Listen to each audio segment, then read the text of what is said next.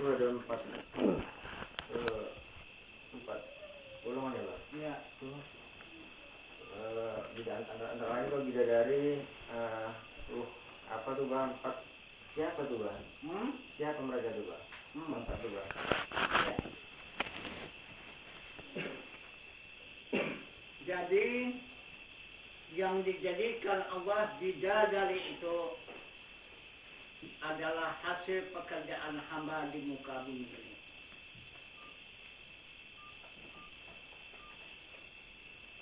Jadi siapa yang dapat meneruskan perjalanan menuntut ilmu sampai pengenalnya kepada i'tikad ahli sunnah wal jamaah yang dimaksud di dalam Al-Quran Maqam Rabbi. Nah, itulah yang akan menjadi ainun jariyah. Nah, itu.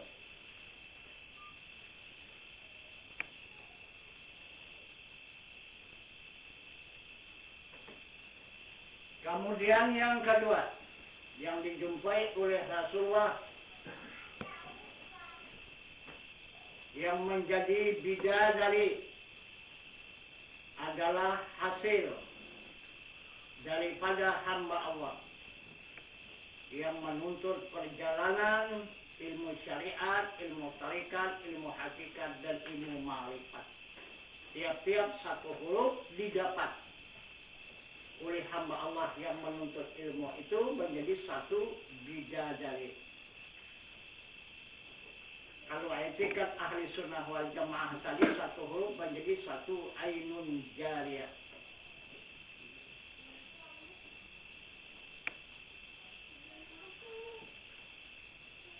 Yang ketiga, Ruh Hisan. Ruh Hisan yang dijadikan oleh Allah Subhanahu wa Ta'ala pada hasil titisan daripada orang yang mengambil air sembahyang, mengambil air duduk. Berapa kepercikan air itu? Satu titis menjadi satu Ruh Hisan. Itu. Yang keempat, yang dijadikan oleh Allah Subhanahu wa Ta'ala Ruh Widan, kanak-kanak yang sedang asik bermain,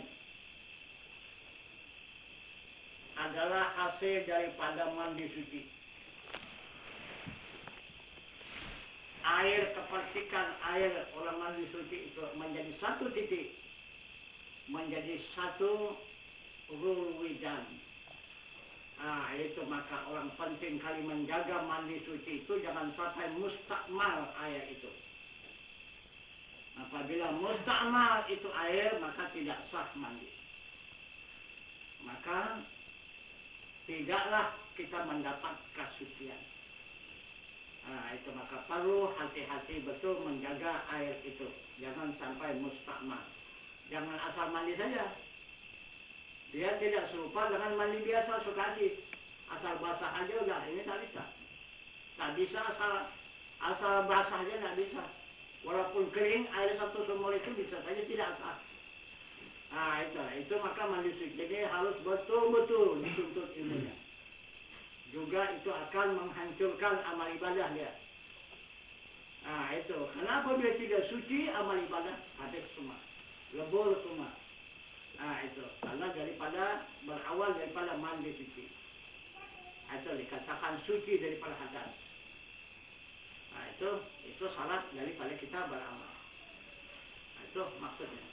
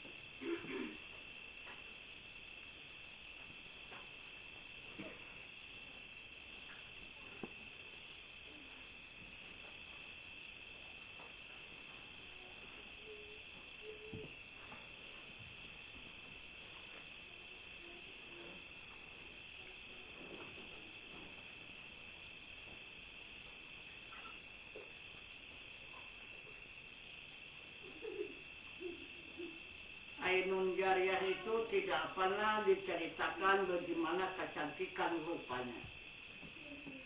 Cuman hanya sedikit diriwayatkan. Semasa malaikat Jibril masuk ke dalam surga, sebelum dia berjumpa dengan malaikat Ridwan, maka berjumpalah lebih dahulu dengan Ainun Jariyah di muka pintu surga. Ainun Jariyah itu cuma tersenyum untuk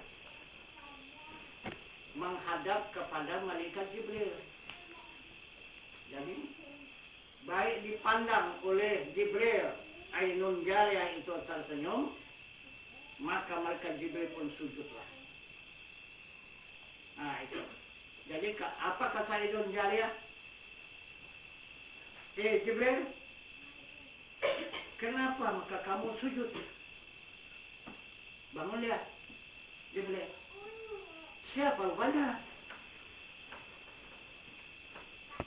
Kata malaikat Jibril, saya adalah Ainun Jariyah yang ada di dalam surga ini. Apa kata Jibril? Pikirku cahaya Tuhanku katanya. Nah, coba. Pikirku cahaya Tuhanku, kata maka aku sujud. Kata Jibril. Macam mana lah kecantikannya itu? Jibril pun sujud. Kalau kita pun pingsan aja. Nah, itu. Nah, itu maka orang yang memiliki etikat ahli sunnah wal jamaah manusianya tidak ada lagi. Zahirnya saja dipandang dia manusia, tapi dia bukan orang manusia lagi. Tapi apabila masih memandang diri manusia kepada orang yang etikat ahli sunnah wal jamaah, sampai kapanpun ilmu kita tidak tembus. Ilmu kita tetap tertutup. Nah itu.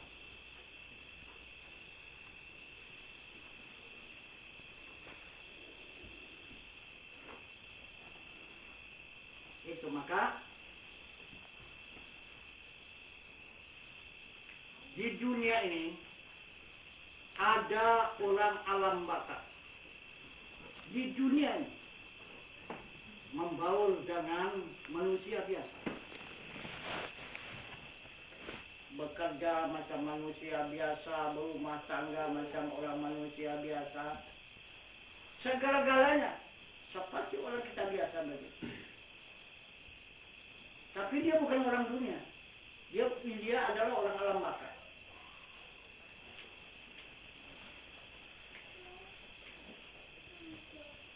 Itulah yang perlu kita intip, kita intai. Di mana dia itu?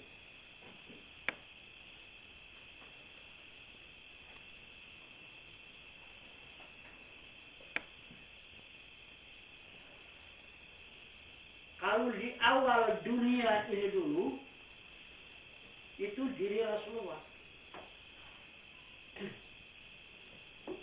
Itu makalah surat di sana sini, ke sana kemari, ke sana kemari. Sedikit coba yang mana Rasulullah itu.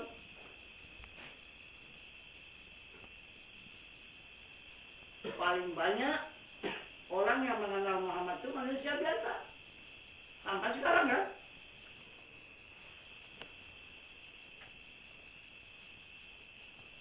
Selama 95%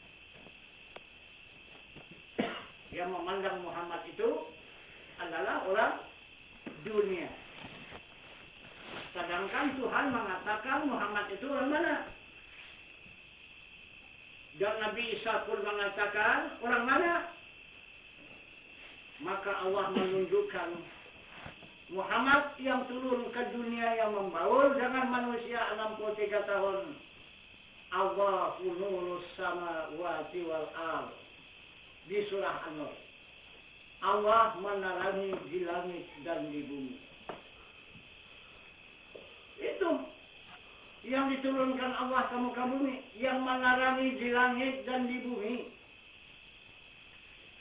Itu yang ditunjukkannya kepada manusia. Yang menyerupa dengan manusia itu pun halus. Al-aradul basariyah. Berperangai mereka itu Rasul sebagai perangai manusia. Yang tiada membawa kekurangan pada martabat yang maha tinggi. Itu. Seperti sakit, makan, minum, tidur, lapar, lelah, dahaga, bersuku, berbangsa, berketurunan serupa. Dengan manusia biasa, tapi halus. Dia boleh jadi, boleh tidak. Kalau kita wajib. Nah, itu bedanya. Nah, itu. Siapa yang berjumpa? Dialah yang sangat beruntung. Dialah yang akan menerima ridha Allah. Nah, itu. Siapa saja mengetahui diri Rasulullah yang sebenarnya pada zaman 63 tahun itu dijamin oleh Allah. Nah, itu tidak akan kena neraka. Baru tahu aja. Oh, ini dia Rasulullah. Nah, itu belum ikut dia lagi. Nah, itu.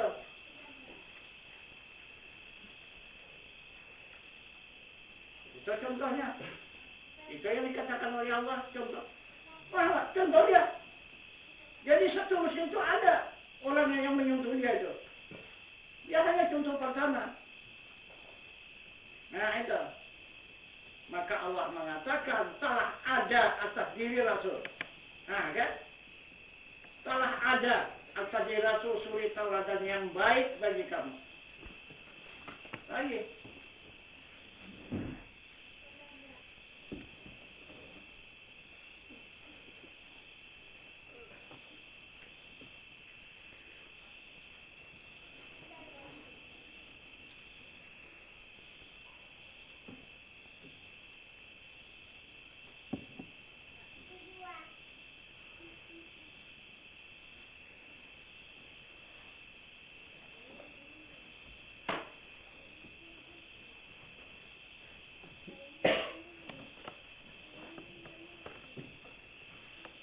Jadi kemudian didapat keterangan ini oleh Yahudi. Nah, itu kan ada tercatat dalam Al-Quran itu. Nah, itu apa saja tingkah laku perjalanan Muhammad Rasulullah di muka bumi ini tercatat semuanya di ayat suci Al-Quran. Itu orang Yahudi ahli Al-Quran. Nah, itu dia ahlinya. Cuman saja tidak beriman kepada Allah. Nah, itu kalau kepada Allah dia tidak tebus. Nah, itu karena Allah itu rahasia. Maka tidak berjumpa dia dengan Allah. Tapi kalau dengan yang lain bisa. Bisa dia menjadikan kapal yang begitu besar ribuan orang meluncur di lautan sana. Itu dari Al-Quran. Itu bagaimana bentuk-bentuknya, alatnya, bautnya, itu dan sebagainya itu.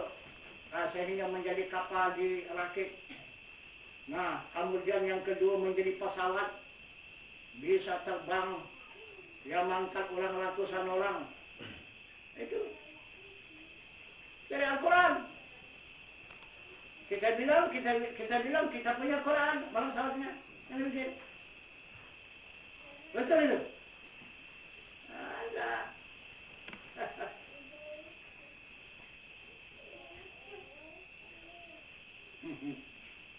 Tapi walaupun demikian, nah itu lebih kencang pesawat ya Allah. Dia berjam-jam juga ke Mekah sana kan? Wahai Allah cuma hanya beberapa detik saja sampai ke Mekah. Itu pesawatnya. Nah, mana lebih baik? Cuma tidak nampak dengan mata kepala berwujud begitu. Nah, itu karena Islam ini gaib. Karena Islam ini qadim. Nah, itu. Itu maka tidak ada paksaan dalam agama kecuali orang-orang yang yakin kepada benda yang gaib. La ikraha fid din qad tabayyana rusdu minal ghaib. Itu kata Allah. Tidak ada paksaan dalam agama. Kecuali mereka yang yakin dan percaya kepada benda-benda yang lain. Apa yang gaib? Seperti Allah gaib, Muhammad gaib, Rasul gaib, surga gaib, neraka gaib, kan? Semua gaib. Kalau percaya dengan itu, nah itu dipaksakan agama itu. Nah itu. Tapi pun tidak percaya itu silakan. Mau beragama-agama tidak. Itu kata Allah. Tapi kalau orang yakin bahasa adanya Allah, diwajibkan, dipaksakan. Nah itu, mempercayai kepada yang lain. Nah itu, beragama. Diwajibkan, dipaksakan beragama. Nah itu.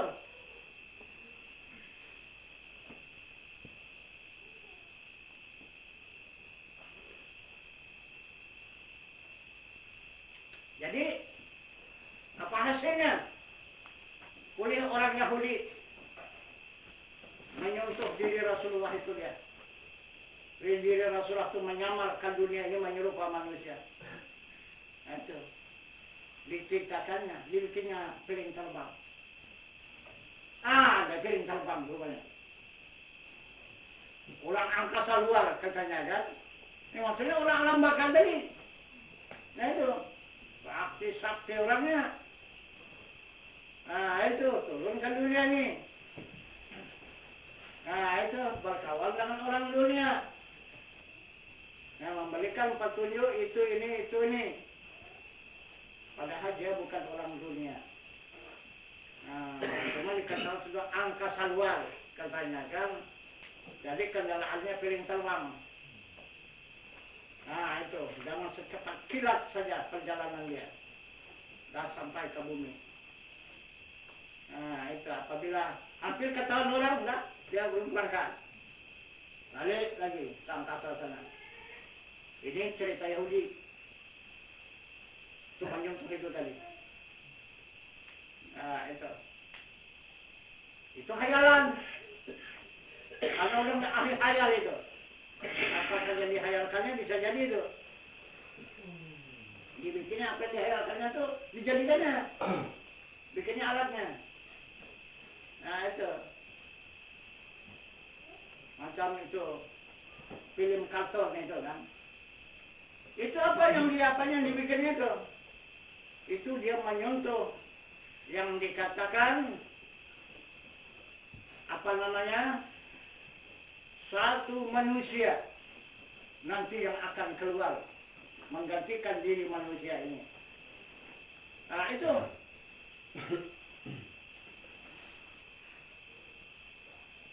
Siapa itu orangnya?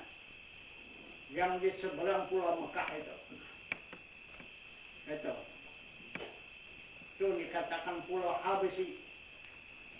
Itulah yang nampak dari Mekah itu pulaunya. Jadi ke ujungnya itu 7 kerajaan yang tercantum di dalam surat apa itu dalam Al-Quran, Al-Kahfi ya Pak? Bukan Al-Kahfi. Nah, surat apa itu? Ya di surat Al-Kahfi lah.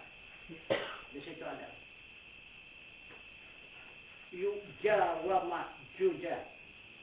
Itu dalam Al-Quran. Itulah 7 kerajaan itu. Nah itu. Kepalanya saja berupa manusia, tapi badannya berupa binatang. Nah itu. Ada yang kupingnya untuk selimut, yang sebelah kuping itu untuk tikarnya. Kalau dia tidur. Nah, yang satu dikembangkannya untuk jadi tikarnya, yang satu kuping sebelah untuk selimutnya. Nah itu sakti. Coba lihat di film kartun ada pernah mati. Mana kan? Itu bukan tidak ada orangnya, ada itu yang contohnya itu. Nah itu belum lagi keluar sudah digambarnya, dimainkannya. Karena dulu sudah pernah keluar itu. Nah itu tapi paling ganas memakan manusia. Itu Yu'ja wa Ma'juja itu. Jadi sekarang oleh wali Allah yang dikatakan Zulkarnain, itulah dibikinnya binting, tak bisa lewat lagi dia. Nah, dan rajanya tertanam sepinggang dan segera. rajanya itu. Itulah dikasih makanlah oleh rakyatnya itu. Raja Ya'juj wa Ma'juj itu.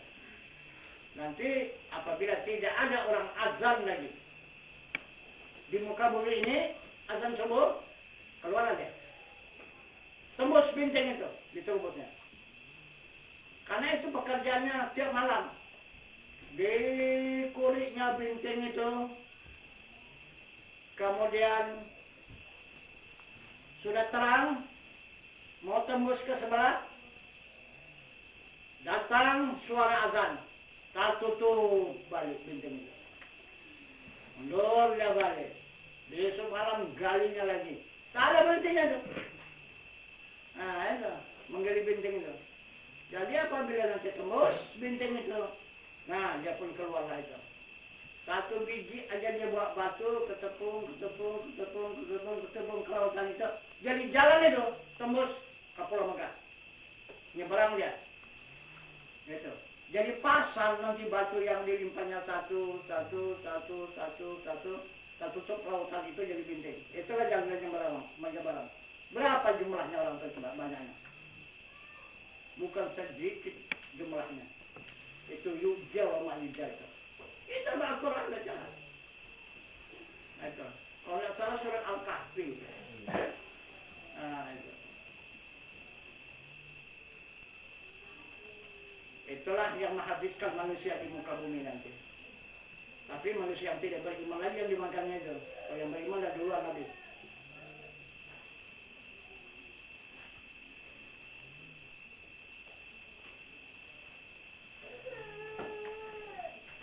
Kemudian yang kedua, itu orang tua kita. Nah itu, semasa belum ada permainan di dunia ini, apa kerja orang tua itu? Kerja orang tua itu mengumpulkan anak-anak pemuda, pemudi, laki-laki dan perempuan ada dengan cerita dongeng. Nah, bercerita di asal malam, mulailah cerita. Nah, berkumpulah semua mendengarkan cerita itu. Bermacam-macam cerita. Nah, termasuklah itu ceritanya. Cerita mengintai orang yang luar angkasa yang ada di dunia ini. Nah, di situ apa katanya? Orang-orang bidadari yang turun ke dunia ini, dia kesukaannya mandi di danau-danau yang luas. Nah, itu. Jadi senang dia mandi. Jadi 7 bersaudara dia, bidadari itu. Itu. Jadi ada anak lajang tidak mau berumah tangga. Dilihatnya perempuan-perempuan tidak ada yang cocok sama dia. Jadi dia tak peduli cari sana, cari sini, cari sana, masuk ke hutan rimba kemana-mana, mencari perempuan yang cocok untuk menjadi istri, nggak ada. Akhirnya sudah masuk ke hutan rimba tadi, maka berjumpalah dengan danau yang luas tadi. Maka dia mengintip-ngintiplah di danau itu. Terdengar suara orang banyak. Nah itu. Ketawa-ketawa. Nah gitu. Rupanya orang mandi-mandi. Siapa? Itu tadi. Orang dari luar angkasa sana. Orang dari surga sana. Turun ke dunia ini mandi-mandi. Itulah bidadari. Apa sayapnya? Selindang. Nah itu. Jadi datang si anak lajang kali, wah cantik betul, ini yang cocok sama aku. Nah ini ku ambillah satu. Bagaimana cara ngambilnya? Yang manapun jadi semua cantik, sama saja tidak tapi ambil satu. Selindangnya tadi disimpan, bawa pulang ke rumah. Sesudah disimpan rapi-rapi, barulah kembali ke danau tadi. Nah ketinggalan satu. Nah itu, melayap ke sana kembali dalam hutan. Datanglah dia tadi, pura-pura bertanya. Nah, untuk menyelamatkannya. Nah, jadi apa lagi? Kemana lagi? Mau lari mau kemana? Mau tidak mau macam mana menolaknya? Dia tidak tahu di dalam hutan perempuan sendiri yang cantik pula mau tak pakai ikut. Pulanglah ke rumah. Itu sampai di rumah setelah menjadi rumah tangga. Itu. Jadi itu cerita dunia. Itu tapi jauh betul pahamnya itu. Itu. Kenapa maka 7 bidadari itu? Bilang 10 kenapa? Itu. Mereka kenapa mesti 7? Itu. Kenapa mesti pakai selendang? Dia bakal bisa terbang. Kalau ada selendang tak bisa terbang. Itu. Jadi itu semua sindiran. Itu. Dikalang oleh orang-orang tua dulu itu. Contohnya Nabi Adam dengan Siti Hawa. Karena jatuh dari surga jatuh ke dunia ini karena tidak ada pakaian. Itu. Karena tidak ada pakaian. 900 tahun Nabi Adam di dunia ini dapat pakaian itu kembali pulang ke surga, ke kayangan. Itu. Dikatakan putih kayangan. Itu. Kemudian Siti Hawa pun begitu. Apakah dia Siti Hawa untuk mencari selendang itu? Rupanya sudah dijanjikan Allah. Baru dapat selendang pakaianmu untuk pulang ke surga 21 kali melahirkan. Itu janji Siti Hawa. 21 kali melahirkan Siti Hawa, baru jumpalah pakaian itu. Pulang juga Siti Hawa. Ini sebagai contoh pada kita. Apa pakaian untuk ikut Adam alaihissalam? Kalau kita ini anak cucu Adam, untuk mengikut Adam kembali ke mana tempat kediaman Adam? Di dalam surga. Macam mana mau ke surga? Pakaian kita belum ada. Itu. Salah mengintip dulu. Orang yang dari alam baka sana membawa pakaian turun ke dunia ini. Itu. Kalau yang mau diintip untuk mendapatkan pakaian.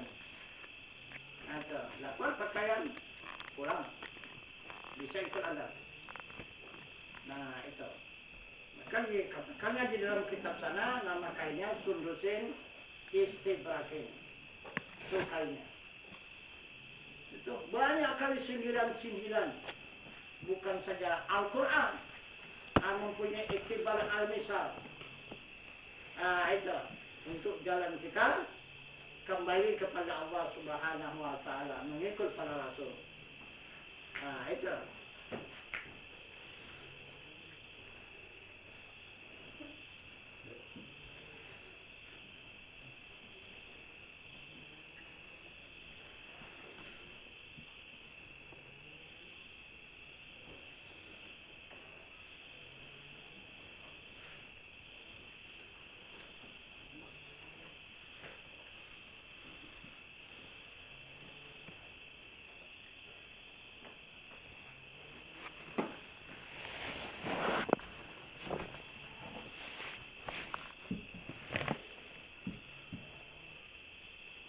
Mbah. Jadi dari sindiran itu kan Mbah, komen itu banyak sekali orang. Kalau dulu kan pemuda yang mendatangi hutan belantara untuk mengintip para bidadari mandi. Sekarang ini kan bidadarinya udah ngomong Mbah, tapi dijauhi ya Mbah.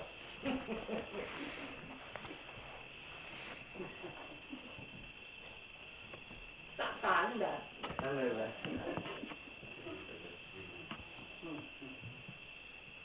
Orang ambil berterima.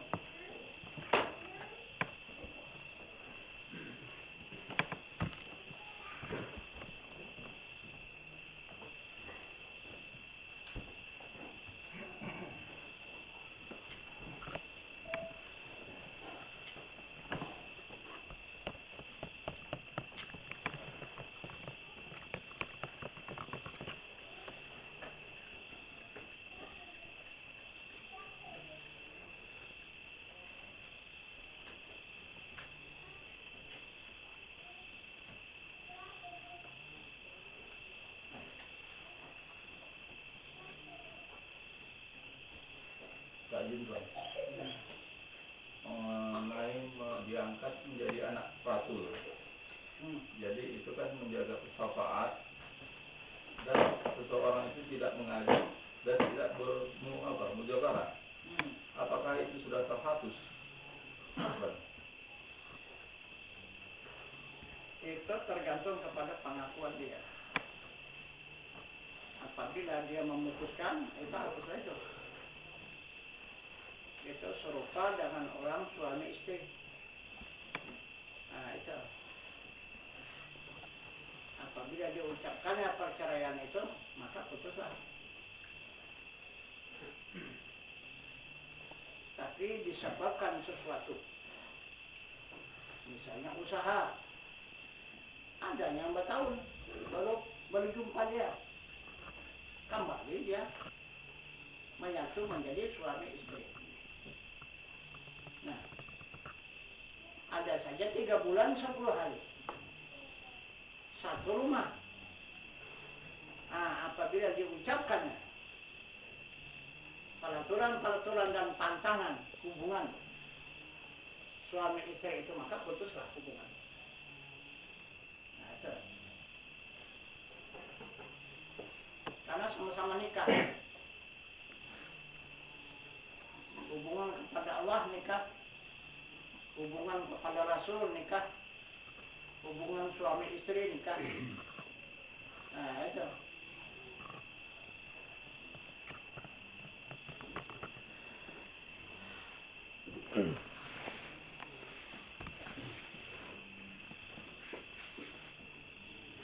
Tadi begitu kan? Ya. Tadi mengenai malaikat. Begitu banyaknya nama-nama malaikat itu apa bagi diri manusia itu? Nah, diri manusia itu kekuatan manusia. Malaikat Jibril menjadi kekuatan akal. Nah, itu yang mendatangkan ilmu. Mikael yang mendatangkan rezeki. Israfil yang menghembuskan angin. Kalau tidak berhembus angin itu kita Israfil. Israel, nah ini yang menjalankan nyawa untuk pulang. Nah sudah itu Kiraman mencatat kebajikan, Katibin mencatat kejahatan, Mungkar tukang tanya, Nakir tukang pukul. Nah itu.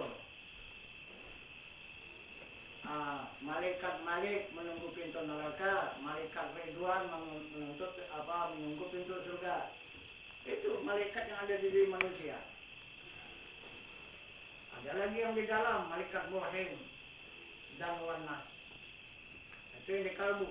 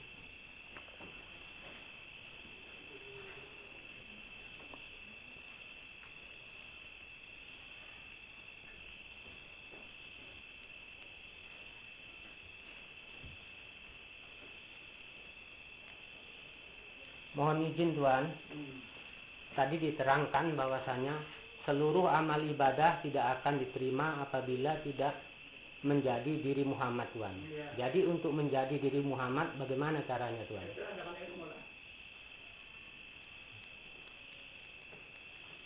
Karena untuk menjadikan diri itu dengan ilmu.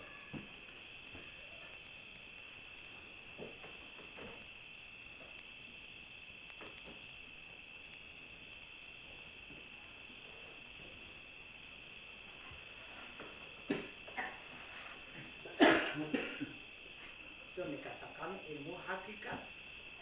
Nama ilmunya. Kalau menjadikan diri malaikat, ilmu malaikat. Itu menjadi malaikatlah diri kita itu. Kalau menjadikan manusia, ilmu syariat. Nah itu.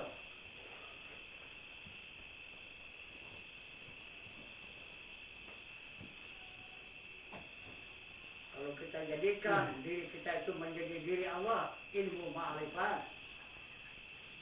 Itu udah disediakan oleh Rasul ilmunya masing-masing. Untuk menjadi apa? Perubahan di dunia. Menjadi camat, tuntut ilmunya. Ilmu supaya apa? Bisa jadi camat.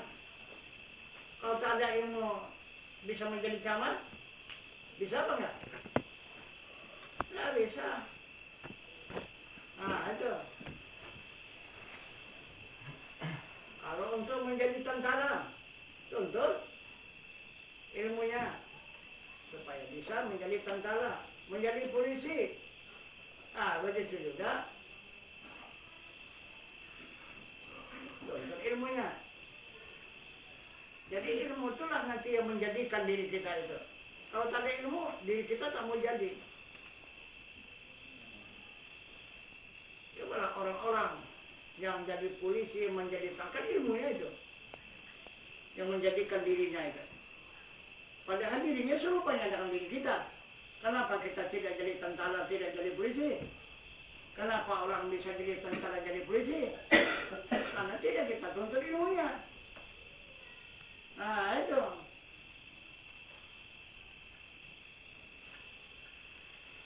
Nah sesudah dituntut ilmunya, baru diamalkannya. Nah itulah dia yang dikatakan latihan. Berlatihlah dia. Nah itu.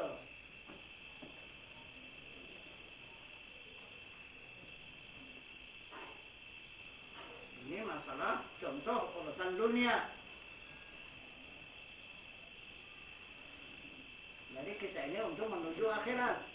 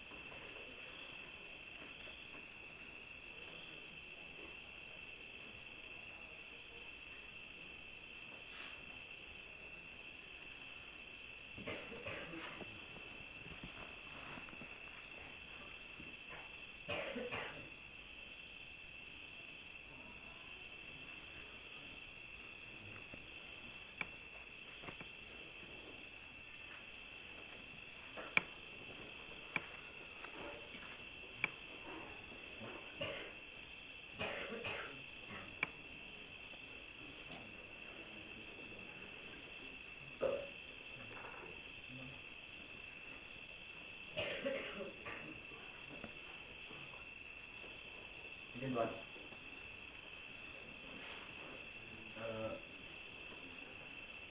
Ketika mengkaji tentang atau menuntut ilmu ini Tuan, kan kita tidak terlepas dari pesan Rasul yang mengikut tentang firman Allah ataupun sunnah Nabi. Jadi Tuan, dari beberapa lama sudah kami menuntut bahwa ternyata untuk sampai kepada pengenalan terhadap Allah dan Muhammad itu tidak bisa menggunakan tafsir Tuan, tafsir Al-Quran. Tapi seperti yang Tuan sampaikan bahwa harus bisa memahami makna dari Al-Quran itu. Oh bukan, kalau tafsir itu. Itu bukan dari tafsir kita memahami Al-Quran itu. Itu makna, bukan tafsir. Iya Tuan. Nah itu salah paham. Nah itu. Jadi Tuan, kan yang kalau yang macam misalnya di ustadz-ustadz yang ada sekarang Tuan di akademis itu yang diperkenalkan kan tafsir Tuan. Itu tafsir. Tafsir. Cuman yang jadi pertanyaan saya begini Tuan. Apakah memang makna Al-Quran ini dilarang untuk diterbitkan, atau memang tafsir itu sejak zamannya Rasulullah memang disarankan? Ini gimana Tuan? Sekarang sudah ditukar. Nah itu, makna itu dengan tafsir sudah ditukar. Nah itu di syahadat aja udah bertukar dia. Makna itu tasdik yang diajarkan oleh Rasulullah. Syahadat itu. Ini tukar dengan tafsir. Sekarang ini. Mana yang cocok dia? Tasdik dengan tafsir. Jauh kali beda. Kalau tafsir, syahadat itu kita mengucap syahadat mengatakan tidak ada Tuhan. Nah itu. Kalau makna tasdik wajib adanya Tuhan. Nah kan jauh perbedaan. Nah itu 100 derajat itu kan.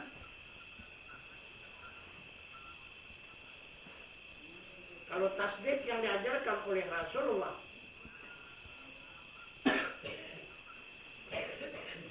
syahadat itu mengatakan wajib adanya Tuhan bernama Allah. Itu. Kalau tafsir tiada Tuhan, hanya Allah. Itu tafsir. Itu maka sampai kapan kita tidak jumpa dengan Allah? Orang boleh dikatakan tiada. Yang tiada mana bisa dicari? Mana bisa dikenali kalau tiada? Nah itu. Maka wajib dikenal karena dia wajib ada. Mustahil tiada. Nah itu maka wajib dikenal.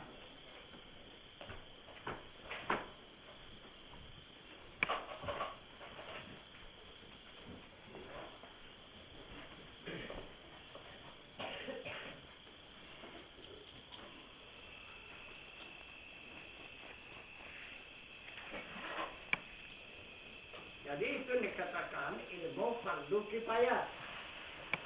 Tafsir itu bukan fardu ain.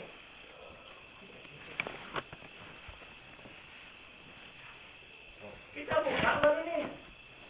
Kita sediakan gurunya. Kami gaji gurunya. Tak ada murid yang mau belajar. Salah siapa? Salah guru lagi, salah siapa?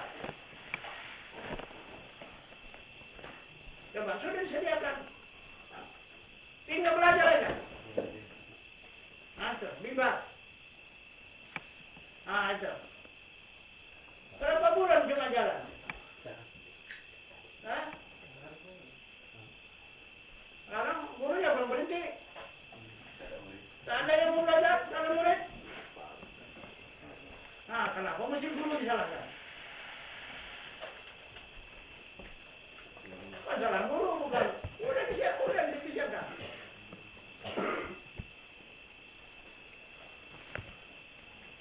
Bahkan dibikin pengumuman. Itu seluruh jamaah fardu ain mengikuti pelajaran fardu kifayah. Mengetahui nahu saraf mantik bayan. Halo. Mana? Siapa lagi yang salah coba? Kita sudah dituntut oleh majelis ulama kan? Yang fardu ain saja berbeda fardu kifayah mana kan? Ya. Nah, kita kalau yang salah yang ngaku juga kan memang tidak ada fardu kifayah. Nah, itu dipelajarkan di situ di umum. Kita bikin supaya fardu ain ini mengetahui fardu kifayah. Padahal fardu kifayah itu bukan semua orang. Satu orang satu negeri sudah cukup.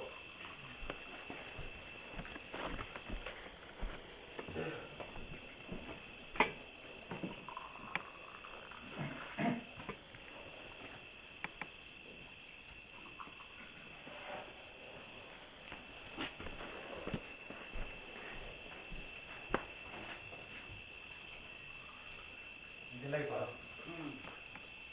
misalnya macam yang pernah saya dapati kasus cerita-cerita dengan ustaz Labuan kan, jadi cerita tentang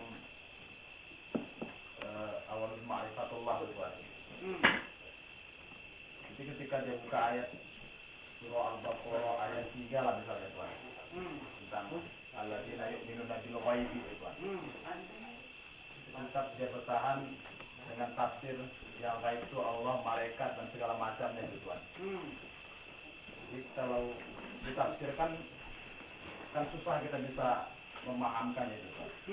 Karena dengan kalimat gaib itu misalnya Tuhan. Berarti dengan tafsir ini nggak selesai Tuhan. Masalah ini. Jadi artinya pemahaman Quran ini kan betul-betul harus bisa dipahami gitu Tuhan. Sementara kalau untuk dicari ulama-ulama seperti itu untuk sekarang ini kan susah sekali Tuhan. Ditawarkan tafsir saja Tuhan. Tidak sampai ke tujuan Tuhan. Jadi banyak ayat-ayat itu yang memang kadang-kadang bisa mengganjal kita untuk bisa memahamkan orang Tuhan. Tapi sudah dikatakan oleh jamaah kita yang berbayat pada bulan puasa baru ini yang datang dari negeri Belanda sana 95% ustaz yang seperti itu. Itu Belanda punya katanya. Bukan Indonesia punya. Indonesia 5% cuma. Entah di mana dia ulamanya tak tahu tak. Yang 5% itu. Tapi yang 90% sekarang yang menguasai umat Islam pada saat sekarang ini itu saja ulama Belanda. Ulama penjajah kata dia. Itu jamaah yang berbuat baik bulan puasa baru ini. Orang dari negeri Belanda. Nah itu bukan sedikit jamaah yang menyaksikan. Karena Belanda itu sendiri yang menceritakan sama dia.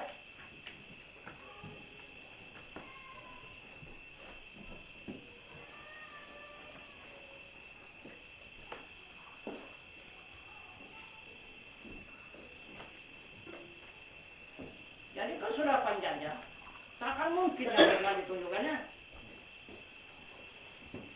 Tentu saja yang menyimpang kan.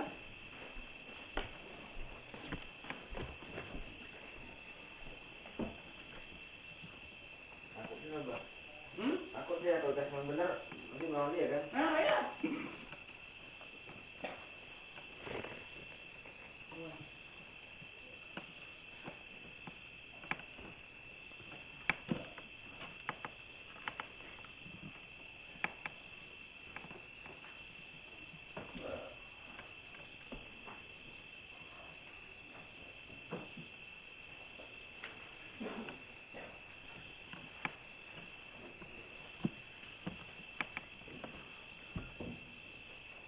Padahal Pak, kalau mau terbuka hatinya Pak ya, tidak ditutupi, tidak disingkirkan, didalami mereka, semua orang pasti akan memberikan rahmat pada seluruhnya ya. Iya. Akan damai tentram semuanya. Iya. Tapi ya sebenarnya juga kalau nggak senang gitu Pak.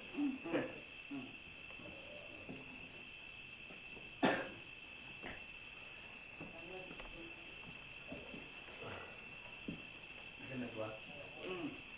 Jadi untuk bisa sampai ke memahami makna Al-Quran itu Tuhan, apakah memang hanya Al-Quran yang nakal saja yang mau dikaji, atau dengan Al-Quran yang mujmal itu Tuhan bisa memahami makna yang nakal itu? Ya itu juga Al-Quran. Dulu yang beberapa ratus ribu tahun dulu Quran apa sekarang? Zaman ini rasul-rasul yang terdahulu itu. Ini kan Al-Quran sesudah Muhammad berada. Jadi rasul yang terdahulu itu mana pelajarannya? Dari mana? Itu pun sesudah Muhammad 4 abad itu. Tidak tertulis. Al-Quran cuma hanya di dada sahabat aja. 4 abad itu. Mana tahu, tak tahu. Nah itu. Karena Rasul itu serupa dengan sahabat berbicara, yang dibicarakan itu adalah Al-Quran. Dia berbicara dengan Al-Quran. Nah disitulah kita tahu bahasa itu Al-Quran, karena dibahasakan oleh sahabat. 400 tahun itu. Tidak tertulis satu huruf pun. Sesudah 4 abad, 400 tahun baru tertulis. Nah itu yang ditulis oleh Sayyidina Utsman.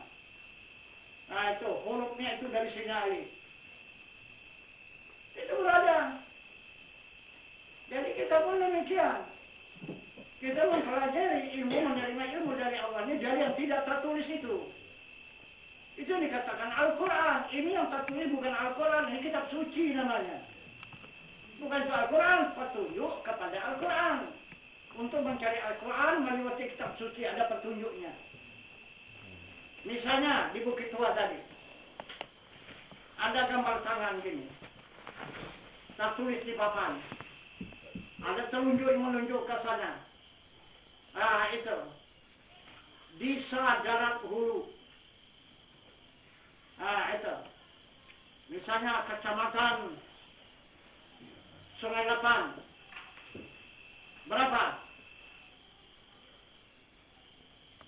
jaraknya? 5 km ataupun 6 km. Ah, itulah Al-Quran yang tertulis itu. Itulah ICP. Itulah ICP contoh. Jadi datang kita bertanya, baru datang. Saya tanya di sana, Pak, Darat Hulu mana? Tuh. Tunjukkannya papan tadi. Tuh dia, bacalah. Ada. Ya, bukan itu yang saya maksud. Darat Hulunya mana? Ya itu, baca. Baca tidak, baca papir, baca percaya. Itu, ustaz pekerjaannya gitu tuh. Ah, itu. Tapi banyak orang yang terus keluar masuk berjalan, yang langsung menyaksikan bagaimana rupa Darat Hulu itu. Nah itu yang berani mengajak, ayo ikut saya. Saya orang sana, saya tahu apa sama Darat Hulu itu. Itu yang benar. Nah itu yang dikatakan Al-Quran. Itu adalah ayat suci Al-Quran, kan berbeda. Jadi yang dikatakan Al-Quran hudan linnas, petunjuk bagi diri manusia, ilmu manusia, bukan yang tertulis di buku itu. Ilmu manusia hudan linnas. Ah itu petunjuk bagi diri manusia, ilmu bagi diri manusia. Wa bainati minal huda wal furqan, untuk mengetahui yang benar jangan yang salah. Mana yang benar, mana yang salah. Itulah jangan Al-Quran yang ada pada diri manusia. Nah itu, jadi itulah ilmu. Kalau yang tertulis itu bukan ilmu itu. Nah, seperti petunjuk tadi ya. Bukan itu. Oh, sekarang anak panah pun lagi bikinnya kan gambar tangan lagi.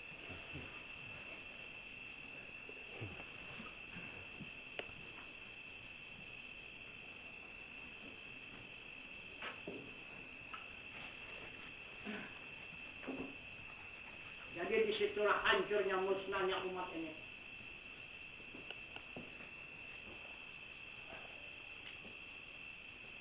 Jadi kalau tidak nyata begitu dibuka Al-Quran itu di hadapan mereka, tak percaya. Dianggap mengada-ngada. Nah itu.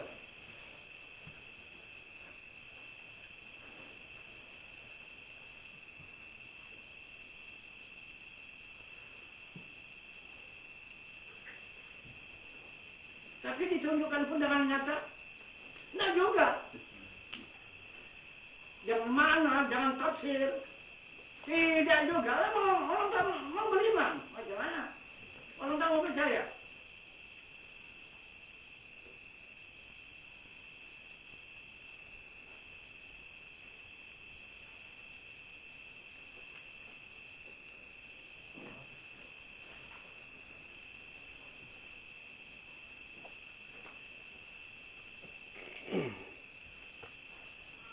Padahal kalau mereka tahu Pak, ngesek menjadi Pak ya.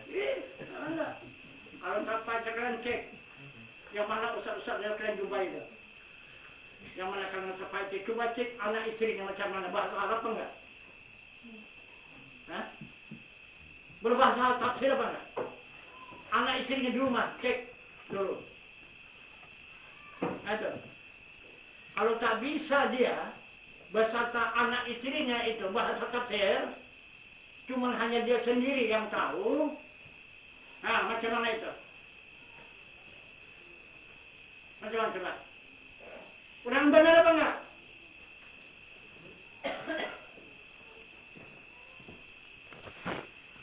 Berarti itu orang mengingkari Al-Quran.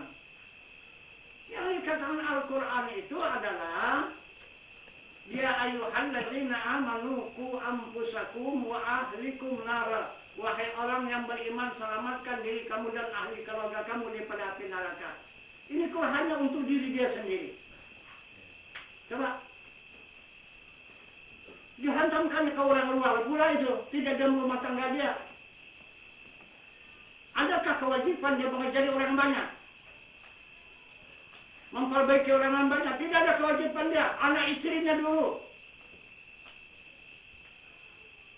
Orang tuanya dulu, selamatkannya dulu. Kalau benar, diri dia selamat.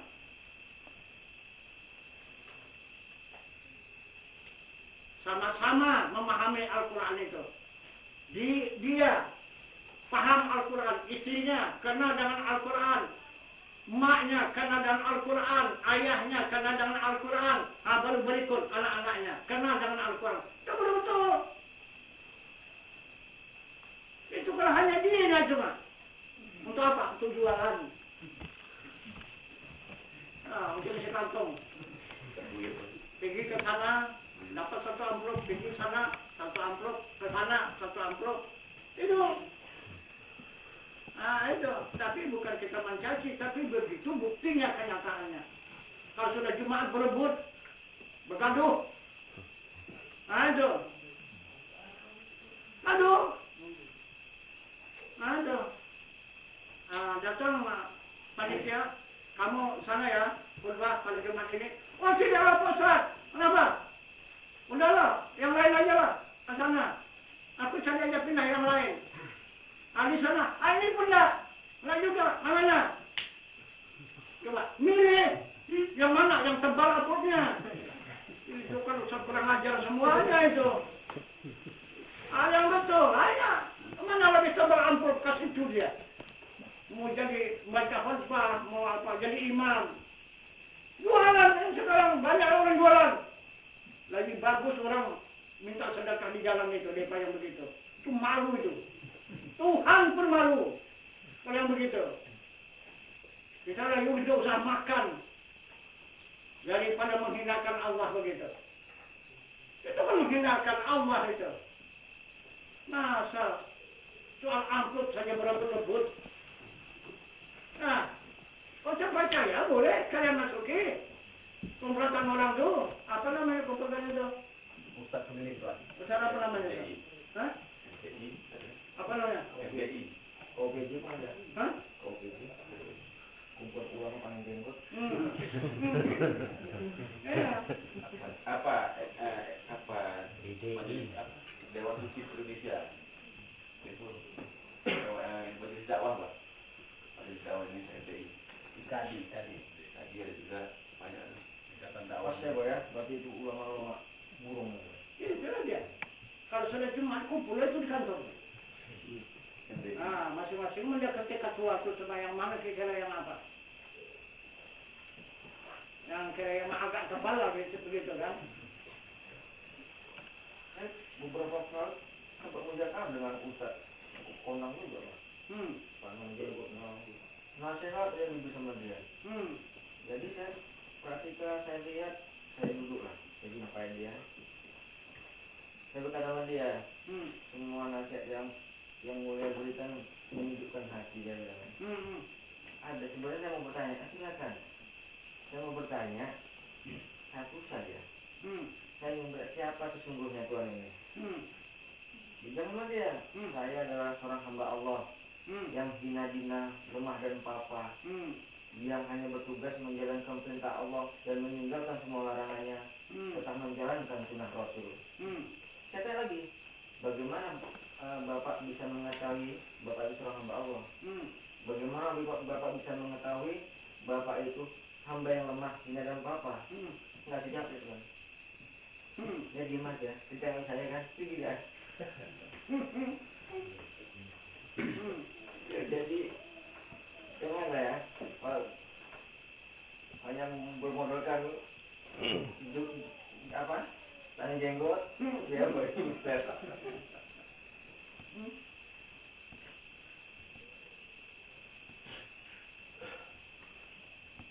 Saya izin Tuhan. Jadi bagaimana terjadinya wajibnya 5 waktu itu dan wajibnya Jumat itu? Bagaimana jatuhnya itu?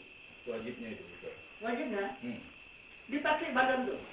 Cuma buang ke badan tuh, jangan dipakai lagi.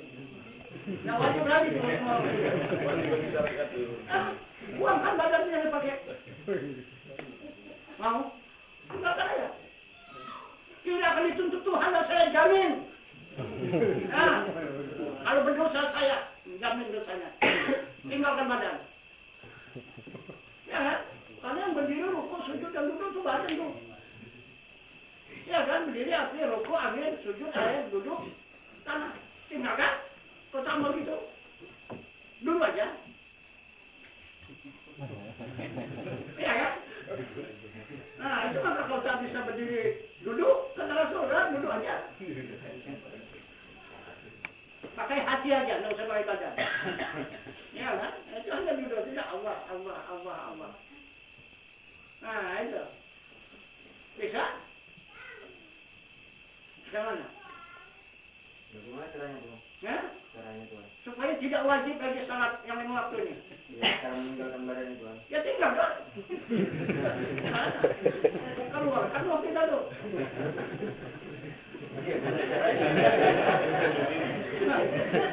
Nah, picek aja itu oleh 5 menit.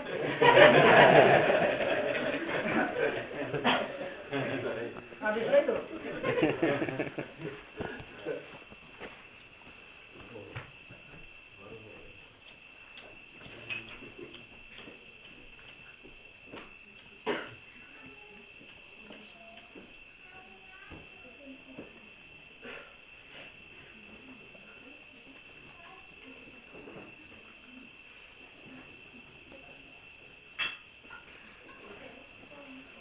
Kalau kata Allah, itu adalah ucapan terima kasih. Hanya untuk berterima kasih aja itu.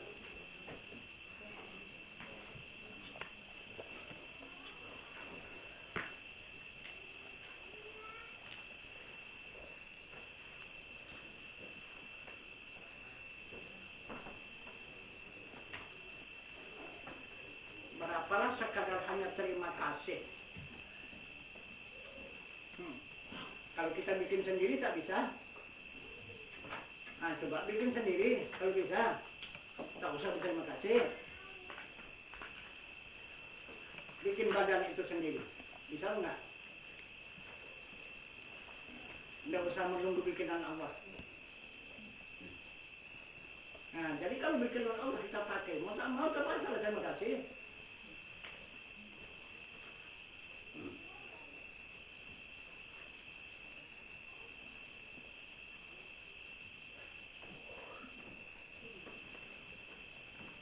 Izin Tuan.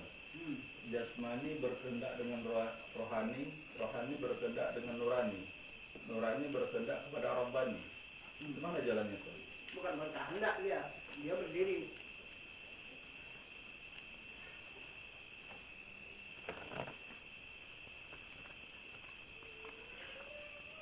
Dia berdiri, dia bukan berkehendak. Yang berkehendak itu zat. Sifat dia berkehendak kepada berdiri kepada zat, bukan dia berkehendak. Berdiri dia.